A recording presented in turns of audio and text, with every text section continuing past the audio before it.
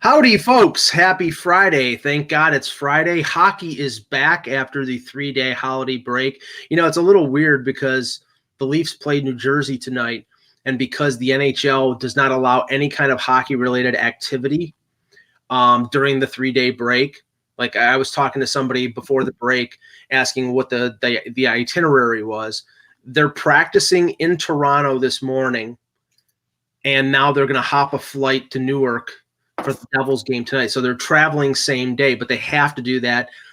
Back in the day, they used to fly out on Boxing Day, even though Boxing Day was, they were able to fly out and get to the location 24 hours before, but now they completely cut that off. Anything, practice, anything, nothing can happen. It's a missed opportunity. I can't tell you how many people I've spoken to.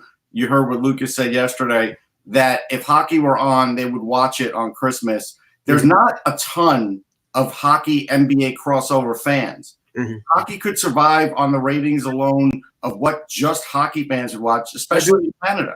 But I do think a lot of that is also based, it's not just the players, but I think it's also based on the arena workers as well. But the problem is now that ship has sailed since the NBA has already started doing it. But it's a limited number of games. Mm-hmm. A lot of them are off. Yeah, I think it's 3. I think the NBA does 3. I think they had 5, actually. They had a lot on yesterday. Okay. It was a whole day. I mean, I think they had 5 games. But what I saw as an opportunity here, I mean, you had Clippers, Lakers, so there was no travel involved. So right. you could have Anaheim, LA, Islanders, Rangers, Edmonton, Calgary, like games like that where there's not a lot of travel, and then you give them the following day off. Or an extra day off to keep, because I mean, I know that like people were asking me, well, where's their hockey? I'm like, well, there's no hockey for 3 days. I said, well, that's stupid. If the NBA is playing it, why isn't the NHL playing it? So, and apparently Bob Goodenow is the one who got this going. And Bob Goodenow is long since gone. They should relook at it. They really. Well, he's not long since. Well, he's long since gone from the PA. But I actually saw Bob Goodenow at the Leaf game last weekend. So he's still. I'm sure he's around, but you got he's on this mortal coil still, right? Yeah, he hasn't shuffled off yet.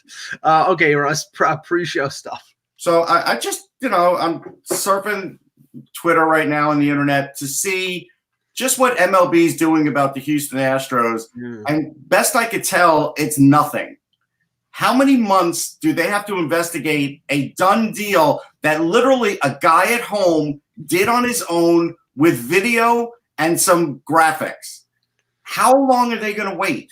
The big mistake they could make right now is if they put a double whammy starting the new year of this with the Astros and canceling out a lot of those minor league teams, which will cause economic stress in a lot of cities.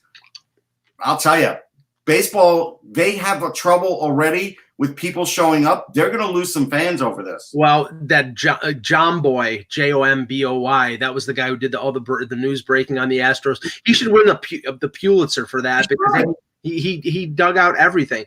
But I'm telling you right now, I think there will be an uproar when it comes to eliminating minor league teams. Buffalo's in baseball is a minor league city. I don't think they're going to be in danger of losing the Bisons, but there are communities. I mean, they built the stadium that the Bisons play in. It was built in the 80s. It was for a pipe dream of bringing Major League Baseball to Buffalo, but it's a good minor league park. It holds, I think, 20,000 seats, but it was built on state and local money.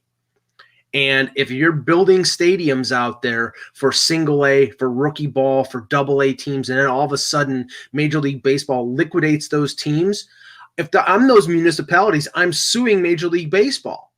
Yeah, it's going to be ugly. I will give you a little Buffalo baseball history lesson though. I got it from Bob Swados though. He was trying. He was the guy. He used to work with the NHL. Then he was president of the Sabres. He was legal counsel for the NHL. He smuggled Alexander McGillney into the country, but he also tried to get baseball going in Western New York. And he was pushing for a team at the same time the Mets were getting a team or going to get a team. And so it literally was down to the Mets or a Buffalo location and a few other locations. I think Houston was in it at the time, but then got delayed by a few years. And so he got him close. Mm-hmm. He just never got the job done, Mike. I don't know. I'm not sure why, but. Yeah, well, no, they lost. The closest they got was the next one when it was San Diego and Montreal. Right. Buffalo was third. Buffalo lost out on that one. The Padres got it, and then the Expos were playing in Jerry Park until they got the Olympic Stadium. But Buffalo was in on that. So, and by the way, when we, I helped edit your Pioneers of Baseball book. I did some research, and the stadium that some of these players in like the 1890s played at in Buffalo, where it is now. I found it in the city. It's a sanitarium. Yeah. It's like an old folks home. It's like, okay. I remember you told me that, but it is amazing. Like how many of these stadiums, their remnants still exist. Mike Del Tufo took a picture, and I recently posted it again, just as a file photo on Sportsology of Forbes Field. There's actually still the brick wall of Forbes Field up in the Pittsburgh area. It actually still exists, and it's got ivy growing over it. And well, isn't there something signifying the Polo Grounds? Coogan's Bluff, all that in New York. There's something still. I don't think there is for the Polo Grounds. I know when I was a kid, my dad brought me to the Ebbets Field apartment buildings, right, and said, "This is where Ebbets Field used to be, and this place sucks." He was not happy. My mother was a huge Brooklyn Dodger fan, but he brought me to the site, and they did have a plaque up. But I don't know if they have a plaque up for the Polo Grounds, Mike. They may. I thought there was something because it was. There might be. Now that you say it, I think there's like a home plate where because it's it's a tenement. It's a project. Yeah, they may have something up. I've never went and visited it, but at any rate, baseball's got some issues here that you would have thought they would have liked to have tidied up before the new year, but Rob Manfred's going to have a buzzsaw when the new year starts if all this is going to break within, let's say, a month before spring training opening. Yeah, Anthony, in Brooklyn, they have a wrecking ball with Robert Moses' name put on it. Like he could be like a sort of how shall I say it? As close as you can get to a war criminal when it comes to setting up highways. There was a movie recently, Motherless Brooklyn. Motherless Brooklyn, where I believe it's Alec Baldwin's character. Yeah, but was it the same name? Yep. I recognize it. Yeah. Yeah, but honestly, talk about ruining like. They have the Robert Moses Parkway in around Niagara Falls, and this is the brilliant. Oh, that's not the only one. Oh, I know.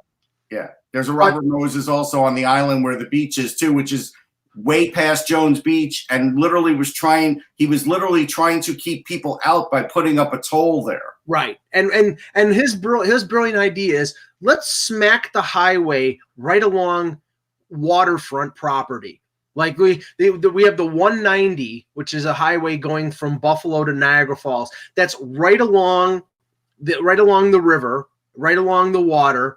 Yeah. Where if it wasn't there, it'd probably be $250,000 homes on the Niagara River. Instead, it's like you've got old dilapidated companies like the Curtis Screw Company and a few other things. I know these because I used to see them from the other side from Fort Erie. All these dilapidated old buildings on Niagara Street and along the 190 that could have been great places for houses because Robert Moses decided it was a good idea to slap them right against the coast. All right, so now, there's a great book, and I forget the name of it. It's up on Sportsology. I reviewed it, that talked about everything, but there's some controversy right now with Robert Moses, and since you dug into it, Mike, I'll bring it up, and that is on Long Island, that beach, they're thinking about renaming it, and there are a segment of the population that don't want it renamed simply because they think it's attacking like PC culture, and I'm like, no, it's not. This guy is an awful guy. Right. They should rename it. They should rename everything he did. He basically wanted to, when he could have had the deal that kept the Brooklyn Dodgers in town. Instead, his plan was to build like low-income housing and other things like that instead of the ballpark. And at the last minute, screwed them, and they went to LA and wanted to force the Dodgers to Queens. Well, wanted to force the Dodgers to Queens. They didn't want to be in Queens, and they had a spot, and Moses basically took it with the city because he was the city planner. To that degree. So I mean, I'll say this. He's not a well-liked guy. No, and Anthony, I want to get your point of view on this. It's like, normally I am not for retrospective political and PC outrage. Like, I don't agree with, removing Confederate monuments at Gettysburg. I mean, that's just right. It's like, okay, that's in an appropriate place. It's on a battlefield. I mean, right. Having it in a general area, kind of like with Charlottesville, that. Yeah, it didn't need to be there. It needs to be there. It needs to be in an appropriate place. But I don't have a problem with them renaming Yawkey Way in Boston, because Tom Yawkey was a congenital racist who was the last major league owner to integrate in MLB. I mean, I think it was 1960 before they did. They were the last team. So, I'm sorry. They were the last National League team, right, Russ? Yeah. Phillies were the last National League team. Yeah.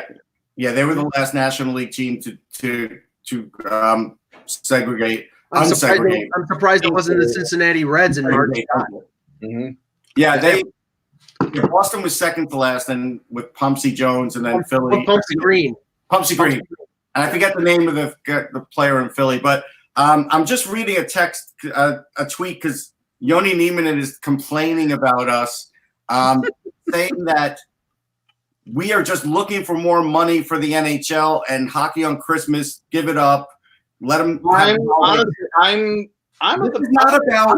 kind of with Yoni with this, because of my concern is about relevance. It's not about my concern is, again, you still have arena workers who could be spending their time with families. They're showing up for the NBA. What's the difference? Hey, make it right. I'm not gonna lie to you. I'm not a fan of the NBA's Christmas schedule. I'm not. Make it bring your own beverage day. Give the workers the day off. We're not talking about every team in the league doing it. We're talking about teams rotating and having a couple of games. And it's really not about money. It really is about relevance of the sport, and not just giving up viewers, which you're going to need in the future if you want to keep thriving. And if you want to pay me the money, be my guest. So Yoni just being old school, and if Yoni wants to complain about hockey and Christmas, nobody complains about hockey during Hanukkah. So is there a Hanukkah break? No. I rest my case. Hello, Hockey World. Today is Friday, December 27th, 2019. I'm Anthony Majoni from Centerized Philly Magazine. I'm Russ Cohen from Sportsology. And I'm Michael Agello, and this is the Hockey Buzzcast here on HockeyBuzz.com. All right, we'll get started with some World Junior talk, because we were doing the broadcast yesterday during the Canada-U.S. game, and as soon as we ended the broadcast, the game turned towards Canada. It was 2-0, I think, at the point we ended yesterday. Canada scored 4 goals. Then the U.S. came back in the third period, a nice little rally led by Nick Robertson, the Leaf prospect, who scored a goal and then assisted on Shane Pinto's goal to tie it. And before I could look up after that goal, Alexis Lafreniere knocks it out of midair and scores the game winner, and Canada wins 6-4. I mean, Russ, everybody now is going cuckoo for Cocoa Puffs. Alexis Lafreniere, the next McDavid. Like, don't get me wrong, it was incredibly impressive. But now it's like, first pick overall, he's the next franchise guy.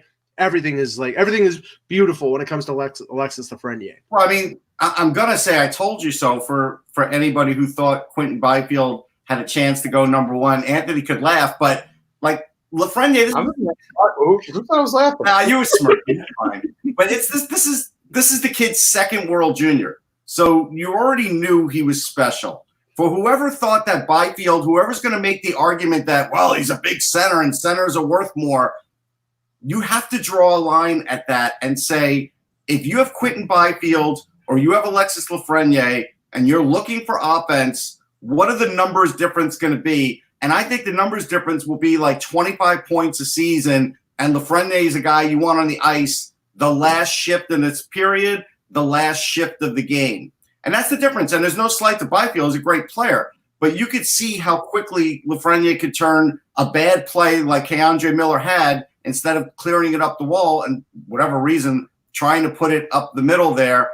And Lafreniere is right there to pick it off with great eye hand. But I actually think his goal scoring is really not his gift. His passing is. And when you saw some of that, like he already passes like some of the best passers in the NHL, especially on the power play, the cross-ice stuff, the speed that it gets there. You know, there's like that snap on the pass. Tremendous. And some people like want to pick on his skating, and it's like, is he the fastest skater? No. He doesn't have to be. Is Sidney Crosby the fastest skater? No. He's not either. As long as you get to the spot you're supposed to be. And, yeah, and I've always said it's about your anticipation, your ability to be in the right place at the right time to make the right play. It's not about buzzing around the ice at warp speed. Although, again, we've been,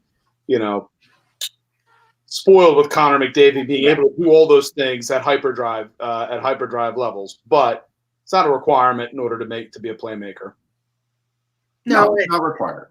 No, but I think, and we'll probably have this, Russ, before the draft in June in Montreal, where if Lafreniere goes to the World Championships and Byfield does, or, whoever, there'll be, just like it was with Laine and Matthews. Oh, Laine looks really good. Maybe the Leafs will take him and there was never any thought of the Leafs taking Laine over Matthews. It'll be contrived, though, in my mind. It will. Right, exactly. It'll be there as fodder for people like people, not us, but people like us wanting to write about the question of whether somebody would be drafted first overall. So talking about some draft eligible guys. So in that game, Nico Daws, as an example, I don't know why people were questioning why he was the number one.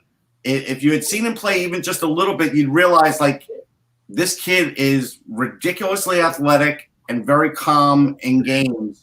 And he, at a young age, already started to pile up some shutouts in his early part of his career. So playing in this wasn't too big for him, and he played great. It's not to say it was too big for Spencer Knight, because honestly, the U.S. defense had a few breakdowns on Spencer Knight. I didn't really think Knight played a bad game at all. I think the U.S.'s 5-on-5 play in that game was spotty. It was very spotty. No.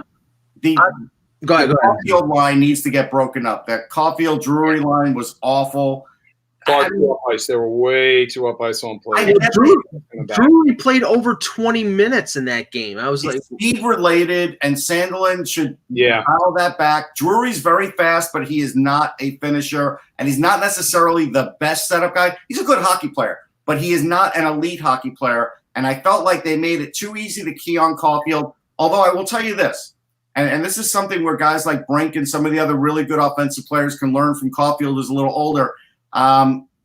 He plays defense, and he was breaking up some plays even when he wasn't playing offense. And he may not be a big assist guy, but Caulfield has figured out, and he is stronger even than last year. And you could see it when he was battling in the crease defensively. So that looked good for him. And Brink looked good on offensive plays, but on the wall, he showed a little. And he got crushed. He took a hard one. That's something. Yeah. I saw a report where he didn't return after the one hit that ball got him along the boards. And I don't know if that means he was seriously injured or what. No, I thought he did return. He was back. Okay. All right. I saw a report that he didn't return. No, he did. Let me ask the people in the chat who are watching the game on TSN. This was something that Russ and I sort of got really heated about. Not that the goal should have counted, but maybe we're spoiled that with the NHL, we see the clock and the replay going at the same time to tell us how much time was left on the clock. Did TSN, guys in the chat who are Canadian, who watch the TSN broadcast, was the clock on the replay of the U.S. goal at the end of the second period, or did you get what we got from NHL Network, which was no clock, watching the referees in the penalty box, or in the penalty box, looking at the monitor and watching some Canadian fans dressed in onesies dancing behind them. Frustrating. I was so mad. I'm sorry. Yeah, okay, Cameron said there was no clock at all, so it was so they must have no clock on it. That's ridiculous, especially for Canada, U.S. I can understand Slovakia and Kazakhstan. 1960. I mean, what is going on here? We save that budget for the medal round. But it's just ridiculous. It's like you've got U.S.-Canada playing. You've got a potential goal that really meant a lot if it went in, and we're all sitting there like, well, I don't know, twiddling our thumbs. I don't know. Yeah, it was terrible. We're watching a yellow light spinning in the penalty box, like a truck is backing up, and it was just so bad. It was awful. It was awful. Let's talk a little bit about the Czech-Russia game. Yeah. I did watch that and write about it. Jakub Lauko got a knee-to-knee shot, and now he's out with the NCL. That's tough, man. I felt for him. It was early in the game.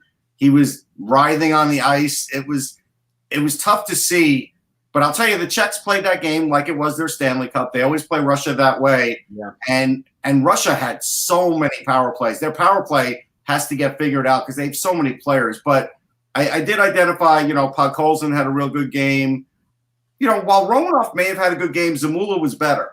And Zamula had a better just his overall game was impressive. And everybody's going to point to the 2 goals, but just the way he was rushing the puck up the ice was better. Yeah, it's just overall his structured play. I mean, we've seen this a little bit. Obviously, you and I have seen him obviously in developmental camp, and I've seen him playing in also in junior broadcast as well. It's par for the course for him this year. He's again much like the Phil Myers signing. Again, this is to the Flyers' credit that they identified Subban and got him when they did. Yeah, and the interesting part is early in that game he was on the second power play, and then by the time he scored his first goal, they started shifting that. Mm-hmm. They didn't just put him on the first power play. If you want to put him and Romanov there, that's fine. But the idea is he's more offensive than Romanov is. Romanov does everything well. Yeah, Zamula is especially offensive, and right now in that game, he really was the best defenseman in that game. So that was something where I felt like he really put a nice bright light on himself. Yeah, I'm sure the Czech coach probably used 1968 references and Russian tanks rolling through Prague as motivation for that game. So I do want to mention that Yaroslav Askarov did have a rough game, but we have to remember he's 17. Right. And this is a tough tournament to play in as a 17-year-old goalie. It is. And people are going to paint. They're going to paint a broad brush, just like I'm sure some people are having all of a sudden quick second thoughts about Cole Caulfield. Yeah, I mean, one game does not shape. Yeah, the quality of the player, of the prospect or player. But we're all in the world of quick twitch reactions. So. Well, I mean, the U.S. plays Germany today, and I'm sure. I mean, if they don't light it up against the Germans, and the Germans aren't a terrible team. They have Seider. They have a couple other I know there's at least one first round prospect or Stoltz, however you pronounce it. He's real good too. Yeah, so I mean, they're not going to be a pushover, but the U.S. should win that game if they play up to their expectations. The other thing in that Russia game. So even with Askarov playing the way he did, it's not going to stop him from being a first round pick. The only thing it might stop is, hey, do we want to take him in the top 10? Because I fall short of that. I don't want to take a guy like that in the top 10, any goalie. I don't care how good a goalie he is, because I just feel like in a deep draft, I am going to roll the dice that I'll get another goalie. Like, let's say I can get Nico Dawes, and I'll miss out on him, but I need to get one of these really terrific offensive players, because there's not a ton of great defensemen either. Drysdale is the best. Well, I mean, I said to you yesterday, and I think I said it on the show, Anthony, the thing is, it's like the Capitals lucked out with Samsonov. He played 1 year, maybe 2 years in the KHL. I can't remember how long. But then they got him over here at age 20. They got him to the AHL. It wasn't a long, drawn-out thing like Sorokin with the Islanders or Shishkin with the Rangers, where it took him a few years to get him here. If you're using a top 5 pick on a Russian goaltender, I would be scared crapless, because if that guy decides he wants to play for SKA St. Petersburg, then you're not going to get him until he's 24 or 25. But again, now with in a salary cap era for the KHL now, I think that changes sort of. That players are going to do differently now, because there's not that bottomless well that there used to be. And I think actually in many ways teams are going to be a little bit more less, won't have as much nervousness. I'm not going to say they're not going to. It all depends on the individual player, of course. Right. I do think Askarov is a top 15 guy, though. Yeah, I think he's a top 15. He's in that Spencer. I think he's in that Spencer Knight class. I agree with that. But top 15 for a goal, I can see him in that class. Yeah. A few other players. Jan Misak is a 2020 eligible. Scored a really nice goal for the Czechs, so keep an eye on him. That was an important goal too. Christian Tanis, who was really passed over in last year's draft, had 2 points, I think, or he definitely had a goal, but he may have had 2 points for Finland. And that's another guy who, in this kind of tournament, when you're already passed over once, teams are going to look for a guy like that 4th, 5th, 6th round and try and get him as a sleeper. Mm-hmm. Now, Nils Hoglander, a guy who I was really high on in the draft, Vancouver got him in the 2nd round, which I don't know how he fell to the 2nd round, scored a lacrosse goal, and that sort of started a debate between me and Scotty Waz on Twitter. Now, I wasn't saying, like, Scotty was like, hey, I'm just getting tired of these. They're like, it's almost like we're seeing them all the time. And I'm like, we're really not seeing them all the time. No, but every time it's done, it works. Right. It was probably dunking it, so the goalies have got to be ready for it. I'm sorry. Right. Below the bar, it's fine. Yeah, it was probably the first ever in World Junior history, unless somebody did it in the Kazakhstan game and nobody saw it. The fact that he did it at full speed in the game, fooling a great goalie, and was it Yaroslav Anis? I forget the Finnish goalie's last name, starts with an A. He's really good. Getting it past him like that, that's a big deal. So I don't, like Anthony said, until the goalies start blocking them all, why shouldn't we be mesmerized by that? I think what happens is we've now become sort of desensitized the specialness of it. So people are going to be like, well, I'm tired of it now. Well, it's a move. It's the same principle as the shootout between the leg move. Everybody got tired of seeing the Marek Malik move. Right. It was like, if it works, if the goalie's going to bite on it, why are you not going to have it in your arsenal? But this is even better than the Malik move in the sense that you're doing it at full speed in the game. And so, of course, in just wise guy fashion, I just said, well, you do it. And if it's become that easy, and he got mad because he was saying he's not saying he could do it. Somebody shocking. Most players can't do it. That's my point. It's not like everybody on a hockey team can do this move. Two other quick notes from the Finland-Sweden game, and then we'll move on to some other stuff. You can always tell who the star defender is for Sweden because they overload and play him a ridiculous amount of minutes. They did it with Dahlin a couple years ago. They did it with Brandstrom last year. They're doing it with Rasmus Sandin this year. He played 26 minutes against Finland. I mean, I don't know if that's a statement of how good they think he is, and it's always a 19-year-old, although Dahlin was an 18-year-old, but he was the number 1 pick overall. But they always seem to load up on one guy, and I really don't like that much. But Dahlin is a 17-year-old though in the World Junior. They barely played him at all. So there is this weird way that they use defensemen there, and they clearly do think Sandin is their best, and he probably is. Yeah, the goalie I was trying to think of it's Justice and Noonan. He's a Colorado pick, by the way, for Finland. So keep an eye on him.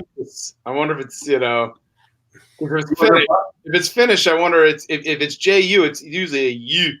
It could be Eustace. It's probably, I don't know, just me being. It could be. But at any rate, some sort of half-assed linguist. Sorry. Mike brings up a good point because Sweden is loaded with good defensemen on this team. It's not like they have just one. They got. You are Lindstrom in this tournament. We will load up on you. This is your rite of passage before you become a pro. Yeah, the Rangers prospect. Was it Lindquist? Lindquist, yeah. And Soderstrom, who's an Arizona.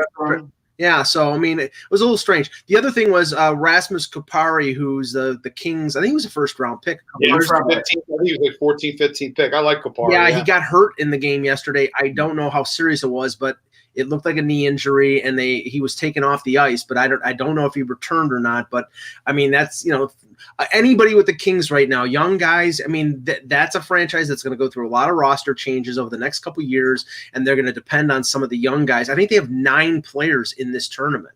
Yeah, they have a lot. I'm still, again, I'm sticking with my finish of Canada, U.S., Russia, and then I think, Sweden ahead of Finland. Mm-hmm. And I just didn't have either one of those teams in it because they don't have the offensive depth. And now with Finland losing someone like Kupari, that's massive for them. Unless they're getting all kinds of points from their defense.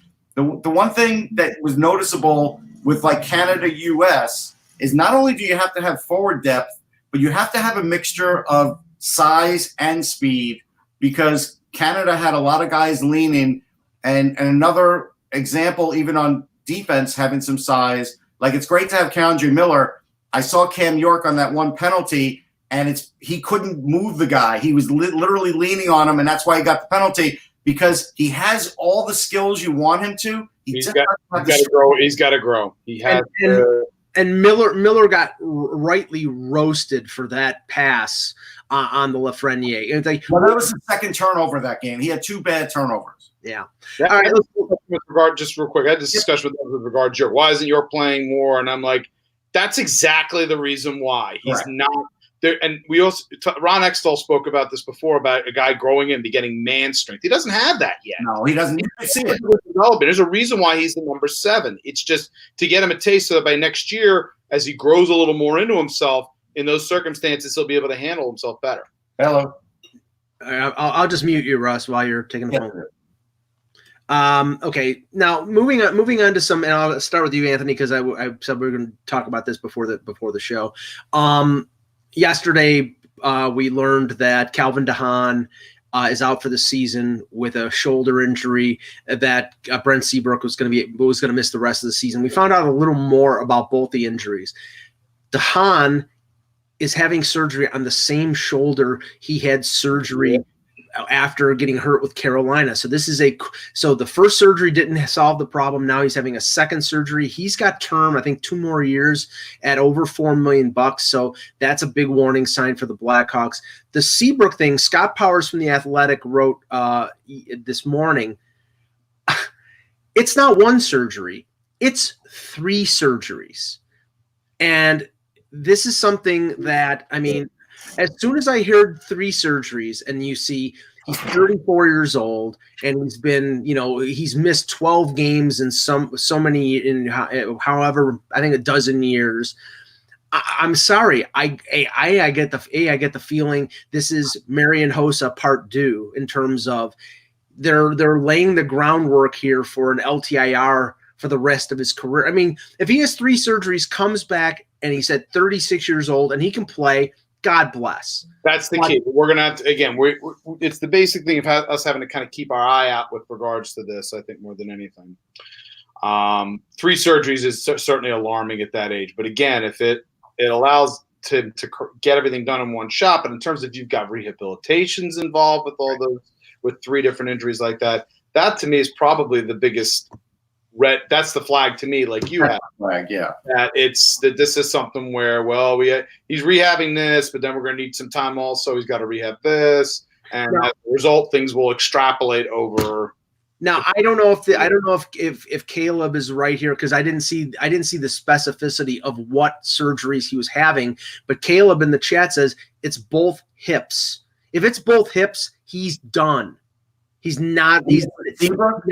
He's never playing again if he's having hip. Yeah, no, he won't come back from that. Yeah. I mean, Jamie Benn has come back from that, but Jamie Benn is much younger. Yeah. He had it, at age 30, right? 30, 31. Wow. 30, yeah. About 30 years of age. Right. And the amount of tread that's on Brent Seabrook's body over the years, that's a lot. That's, And Flamester, you need basically to recover from that. Flamester in the chat, Seabrook's contract is not a 35 and over. It was signed when he was 31 or 32. So even though it extends past year 35, it's not a 35 and over contract. So they won't get if he's on LTIR, they're going to be free and clear to be able to spend that money. And that was one of the things that the article from Scott Powers talked about how the Blackhawks might use the money. They might use the money in the short term because they've opened up $11 million in cap space on LTIR with both of these guys, and said, well, it's possible if they think they can get back in the playoff race that they go out and trade for rentals, but more than likely they're going to be a dumping ground for bad contracts that expire at the end of the year, and that basically a lot of people are saying they should be, going toward the rebuild and getting extra draft picks and using that cap space to benefit them going down the line. I think that they're going to do that because they've wasted a lot of draft picks on short-term fixes over the last few years to try to plug holes, and it hasn't worked. They're trying to extend the possibility of at least one more crack at it for Taves and Kane. Right. One more chance. And we've seen this happen in many different sports where I've seen it happen, obviously, in Philadelphia with the Phillies, and Russ, I'm sure can quote a lot of different circumstances where you've committed so much dollars and so much cap space to those players that you feel you owe them as much of time as possible. But the problem is it turns into a Faustian bargain at the end of the day. Right. And you end up becoming a team that's right there in the gully. You're in the gully. You're five spots from the bottom, 5 spots from the top. Exactly. Now, a couple other injury notes here going into the, coming out of the break. Torrey Krug was placed on IR. Apparently he got hurt in that game against Washington. It was an upper body injury. They didn't indicate any kind of time frame. I mean, Russ, we know that Krug is a situation where he's a UFA at the end of the year. I mean, ideally he'd like to stay there, but I think Boston's had enough time this year without Krug, where he's been hurt, to see what their defense would be like with Grzelcyk, with McAvoy, with them without him. And I think that's bad news for Krug because they've been able to play at a certain level without him, and maybe that says to them that they really don't. Yeah, it's bad news for him to stay in Boston, but in an era where you defensemen he's going to get paid. He's going to get paid. So in terms of bad news, if Boston's his desired place to stay, then right. Bad news. But I think overall he'll be well. He'll be highly regarded when we get to June. Yeah, I think they'll use him as an own rental. I don't think he'll get traded. Oh no. But I don't think he'll be there next year either, because I do think Grzelcyk could fill the role. I've thought that for a couple of years, and now it's proving. Maybe early summer, like right before free agency. Yeah, they'll get a crack at him, and then they make the deal and get a low, maybe a mid-round pick possibly. In this draft, it'll probably be like a 4th, 5th, or 6th. Yeah, the draft is so good, and I've heard speculate because I think he went to Michigan State. I've heard speculation about Detroit, but Detroit is so bad. I don't know how if you're in your late 20s or early 30s, you sign with Detroit, because how long do you think it's going to take for that team to turn around and be good? To tutor some of the young players, and if Green's not there, he could be a good answer to get. That's the way I was thinking along those lines, that you can potentially be sort of the mentor to the next generation for the Red Wings there, and potentially, and not as a bridge per se, he's still young enough in his career where if they're able to kind of turn things around in quicker order. Every team needs a Martin Marincin, Mike. Remember that. They can have him. I think he has broken the record, Russ, for being called up and demoted in a month. He's been. Chris Stewart. What about Arcabello? Oh, no, I'm sorry. Arcabello is probably up there, but his was the amount of teams he had in one. He's been I'm talking about he has been easily demoted and promoted. It's like 8 times, down, up, down, up, down, up. He was just called up again today. It's like but Chris Stewart's brother on Hockey Central, I forget what's his first name again. Anthony. He said in one season it was 30-something calls. Remember. Tough to remember Anthony. Whatever.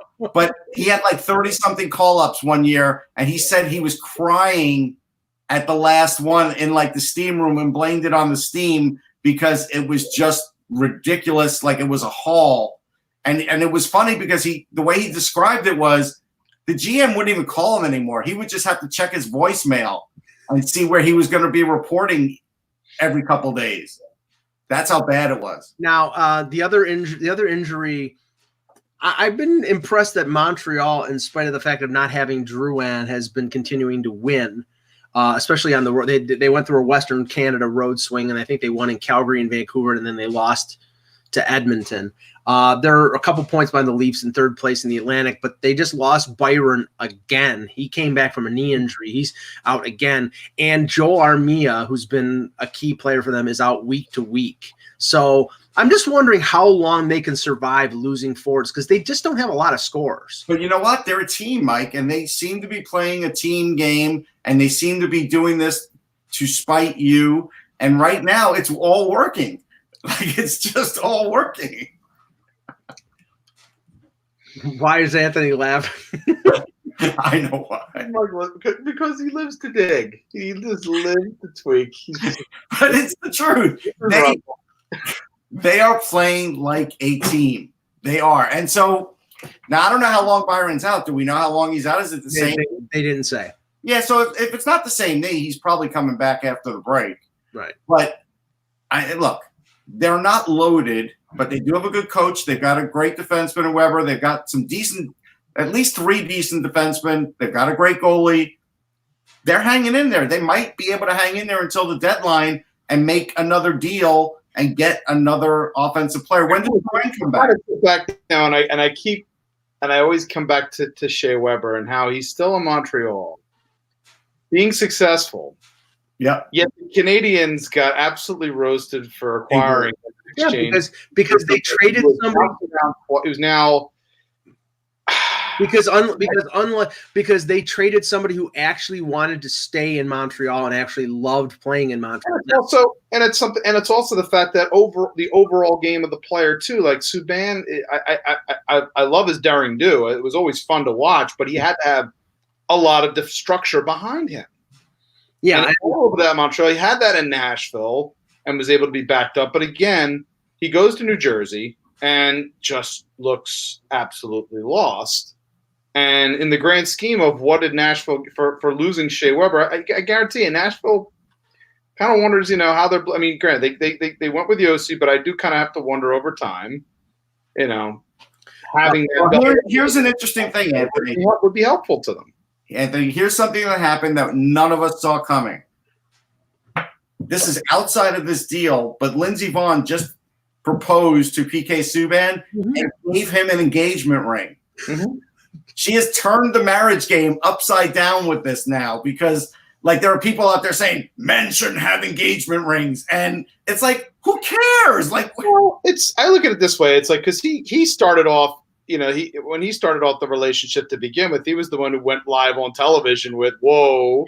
So this is the pendulum is swung now. So he said, "You're going to be bold." Well, in the next stage, I'm going to be bold. This is an Instagram love affair, and congratulations to the pair. But I mean, I'm sure the New Jersey Devils hope that the best thing that happened to PK Subban this year was him playing well for the Devils and not him getting engaged. Mark my words, he will come back strong next year. I think he is. But he absolutely needs a strong. He needs in order for him to give you what you need. Yeah, there has to be a good, strong defensive structure behind him. The Devils don't have that. Yeah. So therefore, his areas of his game that are not what you need it to be are exposed. And that's the problem. I think there's a chance. Like I told Russ, I think there's a chance he has success someplace else other than New Jersey. Wherever it is, if it's New Jersey or elsewhere, in order to get I don't think they're trading him, you have to have someone with him who is willing to be at that second, third level when he goes on one of his offensive forays. Otherwise, I come back to this when we were in Vancouver on that Friday night. The prevailing rumor was PK Subban going to the Maple Leafs. And the thing was that David Poile would not retain salary, and that killed the potential of the deal. They wouldn't take Marleau back. I think they were possibly involved in Marleau, and that was one way they would take salary back. They wouldn't do that. They wouldn't retain salary on Subban's $9 million salary. If he has the problem is if he has a year where he scores 15 points, which he's on a pace for, he has almost no value except for a team that's willing to take a chance and think he's going to come back. He is going to come back. You watch. Okay. I mean, I'm not saying it's impossible, but I'm saying he's going in a direction where I didn't think he was going to. First bad year of his career. He made a big change. Maybe his offseason wasn't what he'd like it to be. You'll see a different PK Subban next year. Now, last time you were on the show, Anthony, sort of did a quick look at the Eastern Conference. We'll finish out the show looking at the West here. Right now, St. Louis leads the West with 54 points. Colorado at 49, Winnipeg at 44. I think the surprise of that is Winnipeg in third place, because without Byfuglien, with a defense that's basically being led by Morrissey and Neil Pionk, they're in the top three in the toughest division in hockey. And you got to give Neil Pionk a lot of credit. He's evolved from how he was used in New York to how he's playing. Yeah. It's been a great move, I think, for Winnipeg. And without Pionk's development, there's no way Winnipeg will be in the spot that they're in. No way. I mean, Chevy made a good deal here. He did. Yeah, no Myers either, as Caleb says in the chat. So, I mean, that wasn't a detriment having him. But not there. Yeah, that's something. They lost most of the right side of their D, and they've been able to still stick it. And now Hellebuck has played great. Right. And Ehlers has played well, and they're getting offensive production out of. They have defensive forwards. Scheifele and Wheeler are terrific defensive forwards. That helps too. Now in the Pacific, Arizona, fresh off the Taylor Hall deal, they're tied for first place with Vegas. Edmonton, who started out with guns a-blazing, they're fading now. They're a -7 goal differential, the only team in the top three in the Pacific or in the Central with a minus goal differential. So and they have Calgary 1 point behind them, Vancouver 2 points behind them. I do have breaking news. Go ahead. So Jordan Hall reports that Alain Vigneault said he didn't know if Nolan Patrick would join the team on the 6-game road trip. See, that's bad. Like, I'm in the territory now with Nolan Patrick that I don't think we're going to see him this year. I think they tried him out on the road trip to see how everything would be, how he would react. And the fact that he probably isn't going to be on this road trip, that makes it rough. I don't know ready to completely go that it's done for the year, but the longer it goes, the more you look at it and say, does having a season, an off season, to kind of really get through things. Yeah. That's going to be the best thing for him anyhow. It may be, exactly. And then come back after the summer and see where things are at that point. I can't say it's possible. I'm not ready to say it's completely shut it down, but you keep trying until you get – but you're going to get to a certain point where you're going to be – where the playoff race is going to heat up. Pretty close. And you're not necessarily going to want to necessarily – jumpstart him in the heat of a race per se when he hasn't even had a real training camp. Yeah. Now the interesting thing about the West is that there's definitely a line of demarcation between sort of the haves and the have-nots. The bottom of the conference, LA, San Jose, Anaheim, and Chicago are all in the 30s, 36, 34, 34, 34 in terms of points. And then there's a 5-point gap between them and Minnesota. And then with the three teams that are closest to the wild card, it's 41 to 44 points, the difference between third place in each division and those three teams outside. So you're going to have a battle not only for third place in the divisions, you're going to have a battle for the two wild cards, whereas there's a little more split in terms of points in the East than there is in the West. I mean, it's going to be there's no guarantee it's going to be 5 teams out of the Central or 5 teams out of the Pacific. It's going to be a conference battle back and forth until the end of the season. Yeah, it's tight. I liked before Taylor Hall, I was leaning towards Arizona. When he got him, I went all the way in the Arizona camp. Seemingly that same day, Darcy Kempner gets hurt, and now it's like I don't have the same kind of faith in Antti Raanta. I just don't, not for a long stretch. Yeah, they're gonna have to tread water until Kemper comes back, and they said it's a groin, so it could be 4 to 6 weeks. But going towards the deadline, you've got 4 teams here I think are sellers. The Kings, the Sharks, maybe not the Sharks because the Sharks are invested in this year. They won't admit that they're sellers. I think Doug Wilson would have a hard time selling that to the owner. Right. Anaheim and Chicago. I think that, the Kings are definitely going to sell Toffoli. They're definitely they probably have missed out on an opportunity to sell Alec Martinez because he could be out for the year. He had a serious injury. But Anthony, I don't know how they move the guys with long-term contract. You're talking about trading Trevor Lewis, Kyle Clifford, and Toffoli, but you can't move Brown, you can't move Carter, you can't move Martin.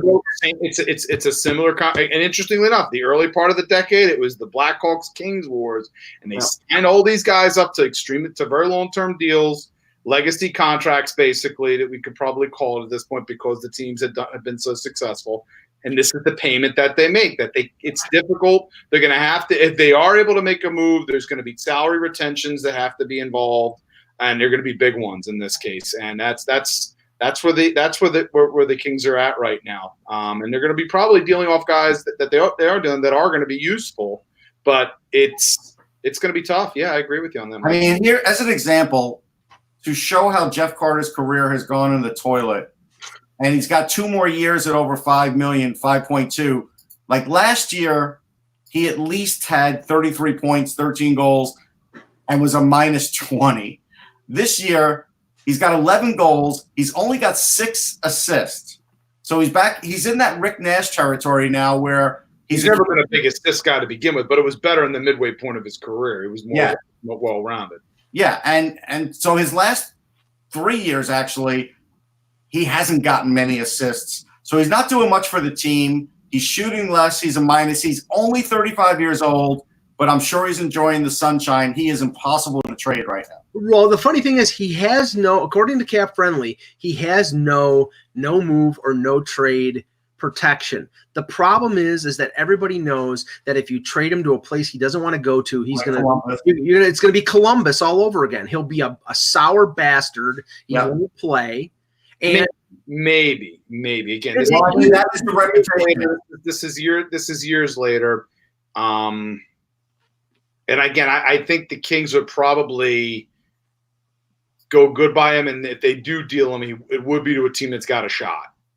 I think it would be a team that's got to have injuries. I think it would be a team that they need to fill in that pivot position.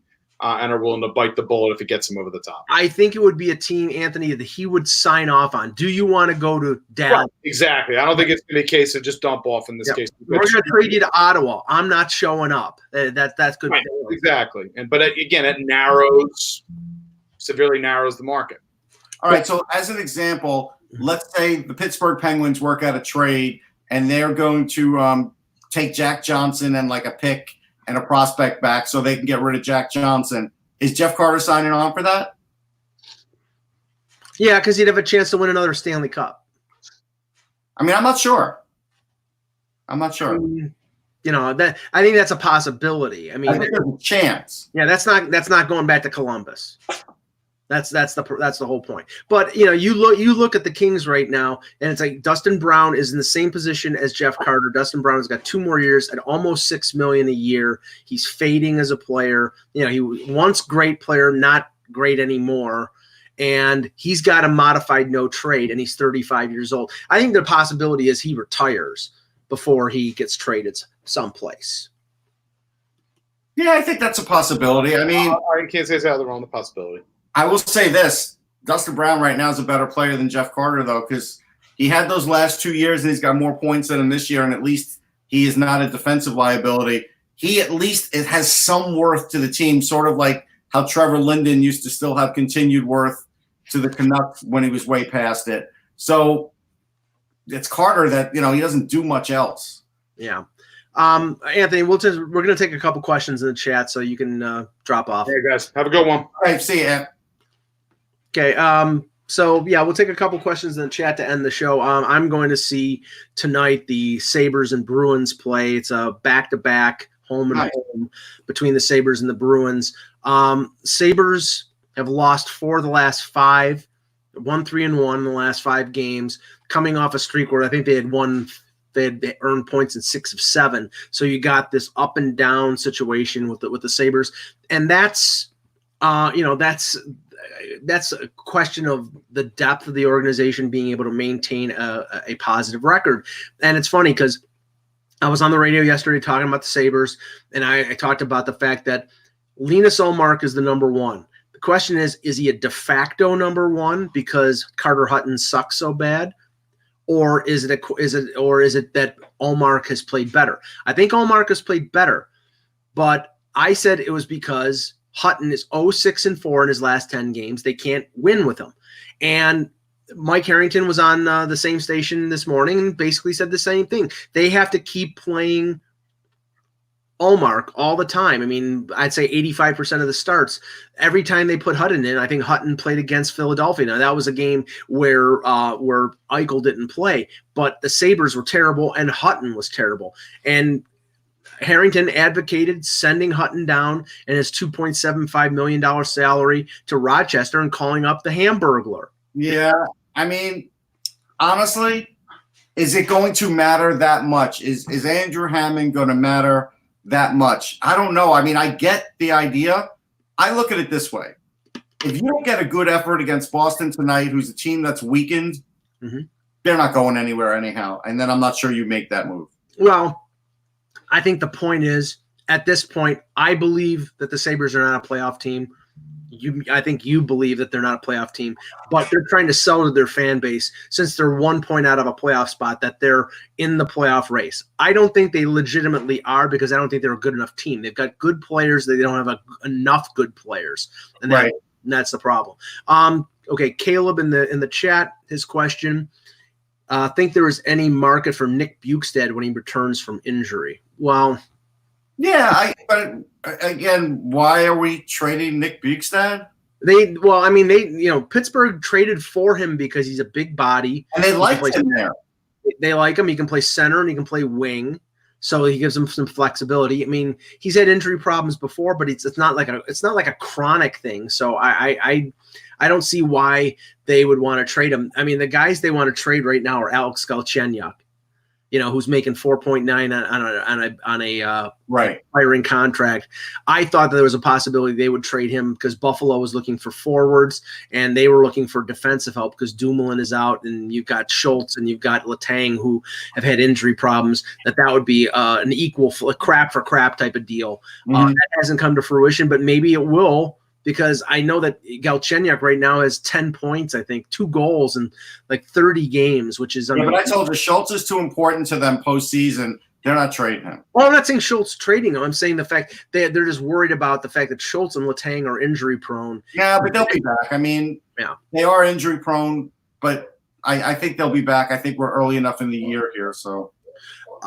Richard says, how many wins on the Flyers 6-game road trip would they need for you to wonder if they're really good and not just a great home lousy road team? 3. Yeah, they'd have to go 500. I mean, I don't even know what the record is on the road, Russ, but I'll look it up. Yeah, I wouldn't be shocked if it's significant, like 6-10 and something. All right. While you're looking that up, I'll answer Flamester's question. Mike, would the Kings be willing to keep some of Quick's? I'm assuming you mean Jonathan Quick's cap hit. It's $5.8 million, and the term is 3 more years. They have enough problems because they're probably going to have to retain if they're going to trade Carter. They're probably going to have to retain salary on Carter. Dustin Brown, if they could move him, yeah. I don't think that they're not trading Kopitar. They're not trading Doughty. And the rest of their guys are all short term. So after they get rid of Brown or Carter or Quick, they're not in bad shape. But then they have a lot of dead cap space. Kovalchuk, 6.25 for next year. Alec Martinez still has another year left in his contract. They're paying $4 million on Phaneuf's buyout. I mean, yeah. The Flyers, just so you know, they're 8-9-1. I don't know if we said, but John Hoven has pinned down that Rasmus Kupari is going to go back to LA for a second MRI. He is out now.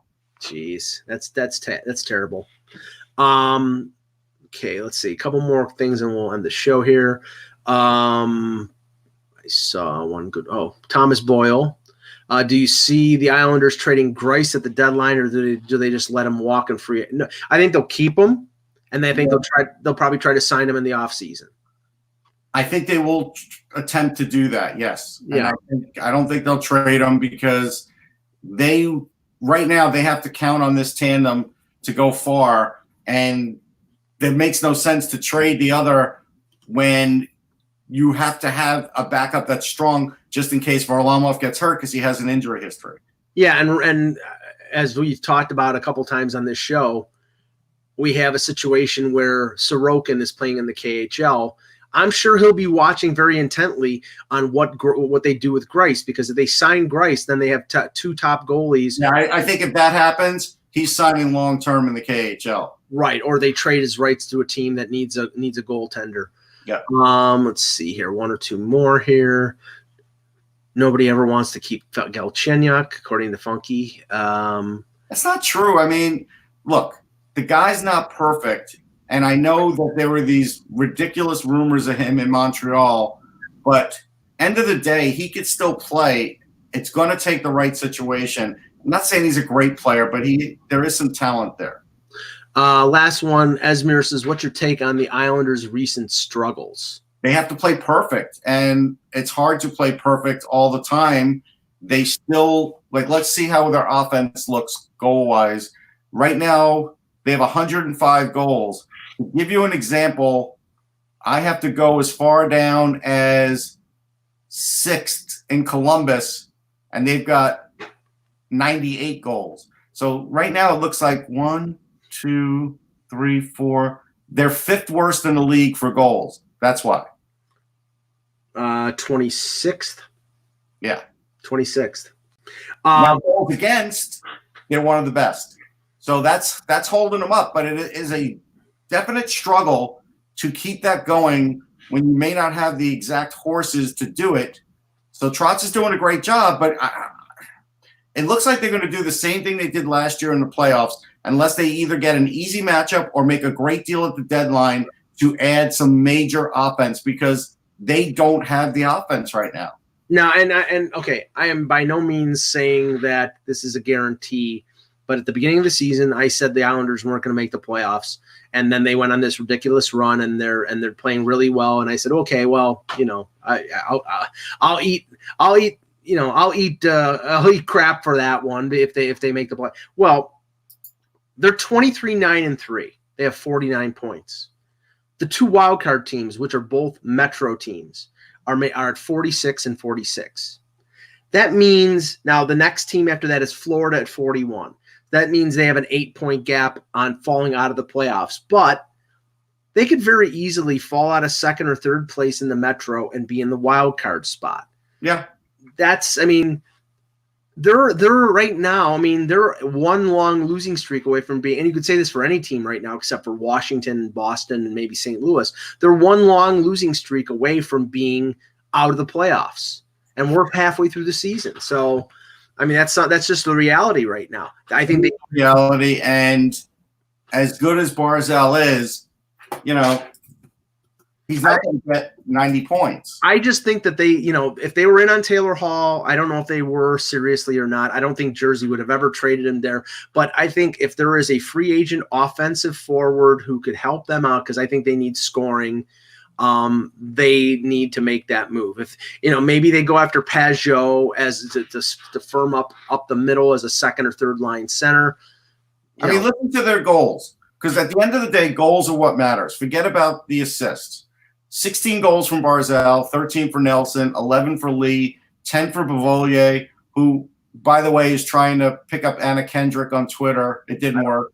I don't blame him. 5th for Josh Bailey with 8. 6th for Brassard with 8, who's barely been there. He's played as many games as Bailey, though, now. Eberle has 3 goals. Jordan Eberle has 3 goals.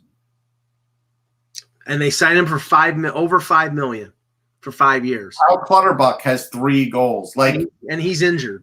Right. They don't have enough goals. Yeah. Kulak has 5, which is terrific. That's decent, but he could have more goals if he had a little bit more opportunity. But what is this what is this reminiscent of, Russ? This is reminiscent of the Nashville Predators under Barry Trotz. It is. No, not enough offense, great team defense, getting, great performances out of Eberle is injured. Okay. But they don't score enough goals, and every game is going to have to be 2-1 or 3-1 for them to win in the playoffs. There's no margin for error. Now, I mean, I would like a balance between what they do and the 8-6 psychotic show that the Leafs did against Carolina, because it was just wide open offense and nobody playing defense. I want to bring this up because I feel like it's interesting to bring up. So I saw that the Islanders as a team have 995 shots so far this season. And right now I'm looking up another team here. So it looks like Toronto has 1,271 shots. And that's almost 270-something more shots. Yeah. So not only are they into shot suppression, but they're not necessarily getting enough shots. Yeah, someone in the chat said Eberle has missed most of the season. Eberle has missed 10 games. They played 35. He's played 25. So he hasn't missed most of the year. He's missed some of the year. And he only had set – you're muted, Russ. At least I can't hear you. You can't hear me now? Nope. All right. Well, we're ending the show anyway. That's fine. Okay. For the silenced Russ Cohen doing his Marceau imitation, I'm Michael Agello. Thanks for watching. And remember, without the buzz,